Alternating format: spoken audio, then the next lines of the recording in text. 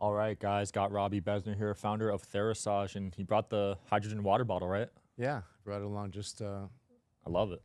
just want to show you that I not just talk the talk, but I walk the walk also. Yes. What exactly does that do to the water? I see it bubbling. Yeah, what's happening now is basically we're separating out the hydrogen molecules from the water that's in there. Mm. You don't necessarily have to use distilled water, but what I'm doing is separating it out, and then I'm going to like impact the hydrogen that's in the container right now. I'm going to double that up so that basically we're infusing extra hydrogen into the water. So when you drink it, you're bringing more hydrogen into your bloodstream, Okay. and that helps with lowering oxidative stress, uh, energizes you. Like it's way better than the Red Bull and all the Mm. caffeine drinks and sugar-loaded stuff out there. This is just the way to do it naturally. Nice. There's a lot of debate on the best type of water to drink. So you think hydrogen is up there? Well, yeah, I mean, certainly it should be filtered beforehand. Hmm. And I love structured water because that's the way like nature intended water to be Hmm. in order for it to create a lot of sort of great physiological effects in the body. But I like ozone, which is extra oxygen in water, ozone infused water. And I love the molecular hydrogen is like one of my favorite hacks right now. How important is it to get a water filter at home for your showers and your sinks? It's way important, especially in today's world. I mean, we've seen it in a lot of the sort of more formal things like in Flint, Michigan, where they expose the fact that many of the water sources, municipal water sources, are tainted by the containers essentially that bring the water to the faucet or to basically to your mouth. But if you think about the way nature kind of intended water to be, we start at the top of a snow-capped mountain, right? And so we have precipitation on top of the mountain. Then the sun rises, it melts part of that water, though that snow down. At the same time, those light frequencies are structuring the water so that it's more bioavailable on a cell level.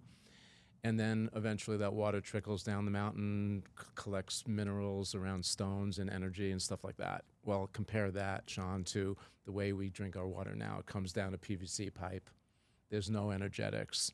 It's infused with all a bunch of chemicals because the municipal water systems, in order to keep the bacterial levels low, they put fluorides and chlorines and things like that in it, chemicals that our bodies basically hold on to and over time get us sick. Wow. So your body So holds on to the chemicals? yeah.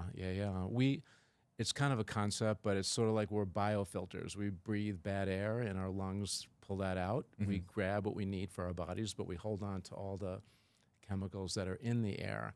And eventually, if you can't filter that stuff out properly, it starts to build up and it affects our immune systems and our overall health. Mm. And so, good air, good water, good food, sunlight, these are what I teach when I talk about the principles of primal healing.